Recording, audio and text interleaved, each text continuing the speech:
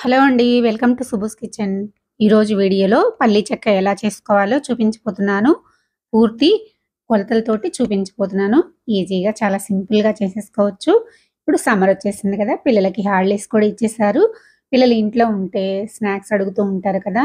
ఇలా చేసి కనుక పెట్టేసుకున్నారంటే 2, 3 రోజుల వరకు మనకి ఇబ్బంది ఉండదు. ఎక్కువ చేసి పెట్టుకున్నా కూడా ఎక్కువ రోజుల వరకు నిల్వ ఉంటుంది. క్రిస్పీగా కరకరలాడుతూ ఉండే ఈ పల్లీ చెక్కని ఎలా తయారు చేసుకోవాలో చూసేద్దాము. ముందుగా అయితే ఒక కళాయి పెట్టేసుకొని అందులోకి 2 కప్పుల వరకు పల్లీలు వేసుకోండి. వేసుకున్న తర్వాత మంటని లో టు మీడియం ఫ్లేమ్‌లో పెట్టేసుకొని ఇలా కలుపుతూ పల్లీలనైతే ఫ్రై చేసుకోవాలి. పల్లీలు మాడకుండా ఇలా కలుపుతూ ఫ్రై చేసుకోండి. ఈ విధంగా ఫ్రై అయిపోయిన తర్వాత వీటిని చల్లారనిద్దాము. చల్లారడానికి ఒక ప్లేట్ కానీ లేదంటే పేపర్ పైన కానీ వేసుకోండి. నేనైతే ఇలా ప్లేట్‌లో పోసేసుకున్నాను. ఇప్పుడు వీటిని చల్లారనిద్దాము. పూర్తిగా చల్లారిన తర్వాత ఇలా చేత్తోటి నలిపేసామంటే పొట్టంతా ఈజీగా ఊడిపోతుంది. ఇదే విధంగా వేయించుకున్న పల్లీలన్నింటినీ కూడా ఇలా పొట్టు తీసేసుకున్నాను. వీటిని బద్దలుగా కూడా చేసేసుకున్నాను. ఈ విధంగా చేసుకున్న తర్వాత పొట్టంతా చెరిగేసుకొని ఇలా నీట్‌గా పల్లీలని ఒక పక్కన పెట్టేసుకుందాము. ఇప్పుడు ఇందులోకి తగినంత బెల్లాన్ని తీసుకుందాము. 2 కప్పులు పల్లీలు తీసుకున్నాం కాబట్టి 2 కప్పుల బెల్లం వేసుకుంటున్నాం. మీరు 1 కప్పు గనక చేసుకుంటే 1 కప్పు బెల్లం కరెక్ట్‌గా సరిపోతుంది. ఈ విధంగా వేసుకున్న తర్వాత ఇందులోకి పావు కప్పు వరకు నీళ్లు వేసుకోండి. ఎక్కువ వేసుకున్నారంటే గనక పాకం అనేది ఎక్కువ సేపు ఉడకబెట్టుకోవాల్సి వస్తుంది. ఇలా వాటర్ వేసుకున్న తర్వాత స్టవ్ పైన పెట్టేసుకొని బెల్లాన్నైతే కరిగించుకుందాము. మంటని లో టు మీడియం ఫ్లేమ్‌లో పెట్టేసుకొని బెల్లాన్ని కరిగించుకోండి. ఈ విధంగా బెల్లం కరిగిన తర్వాత ఇప్పుడు మనం పాకం ఎందులో అయితే పట్టుకుంటున్నామో అందులోకి ఒక స్ట్రెయినర్ పెట్టేసుకొని బెల్లాన్ని వడకట్టేసుకుందాము. ఇలా వడకట్టుకోవడం వల్ల బెల్లంలో ఉన్న నలకలు బయటకొచ్చేస్తాయి. ఈ విధంగా వడకట్టుకున్న తర్వాత ఇలా పాకాన్ని స్టవ్ మీద పెట్టేసుకొని పాకం వచ్చేంత వరకు ఉడికించుకోవాలి. ఇప్పుడైతే ఒక ప్లేట్‌లోకి నెయ్యిని వేసేసుకొని ఇలా ప్లేట్ అంతా స్ప్రెడ్ చేసేసి పెట్టేసుకోండి.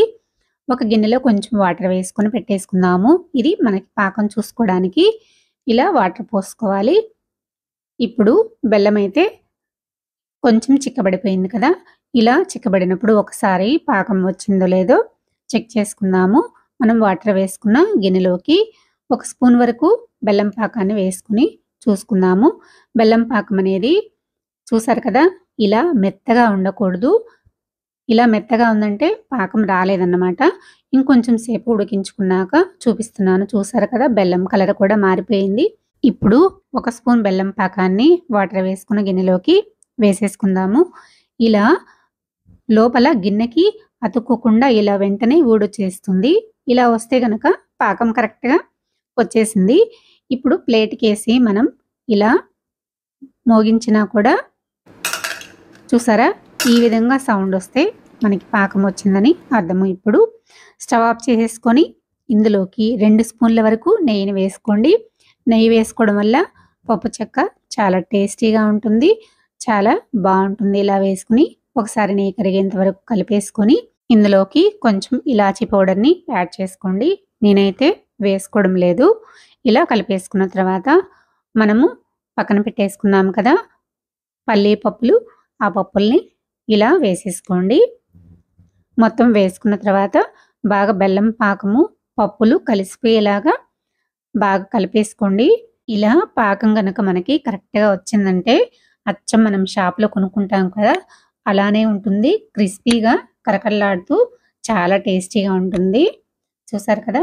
ఈ విధంగా బెల్లం పాకం అంతా కలిసిపోయేలాగా కలిపేసుకున్న తర్వాత మనం నెయ్యి రాసి పెట్టుకున్న ప్లేట్‌లోకి ఇలా వేసేసుకొని స్ప్రెడ్ చేసుకోవాలి ప్లేట్ అంతా. మీకు కొంచెం మందంగా కావాలంటే మందంగా స్ప్రెడ్ చేసుకోండి.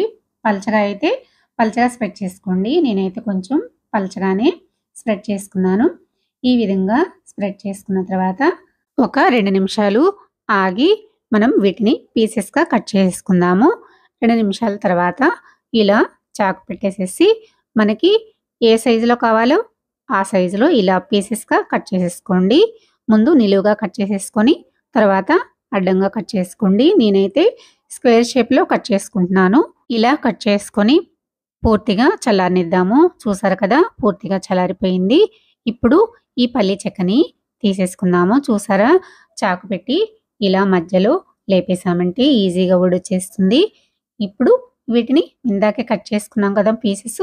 ఆ పీసెస్‌ని ఇలా తీసేసుకుంటే సరిపోతుంది. నాకైతే ఈ ప్లేట్ కాక ఇంకొంచెం చిన్న ప్లేట్‌లో కూడా వచ్చేసింది. చూసారు కదా! ఈ విధంగా వేరే ప్లేట్‌లో కూడా వేసేసుకున్నాను. నాకైతే చాలా బాగా వచ్చింది. ఈ పప్పు చెక్కని ఒక డబ్బాలో స్టోర్ చేసుకున్నామంటే మనకి ఎన్ని రోజుల వరకైనా ఇలానే క్రిస్పీగా ఉంటుంది. చాలా టేస్టీగా కూడా ఉంటుంది. పిల్లలైతే చాలా అంటే చాలా ఇష్టంగా తింటారు. తప్పకుండా మీరు కూడా ట్రై చేసి మీకు ఎలా వచ్చిందో కామెంట్ చేయండి. నా వీడియో నచ్చితే లైక్ చేయండి, సబ్స్క్రైబ్ చేయండి, షేర్ చేయండి. మరో మంచి వీడియోతో మళ్ళీ కలుద్దాం. Thanks for watching.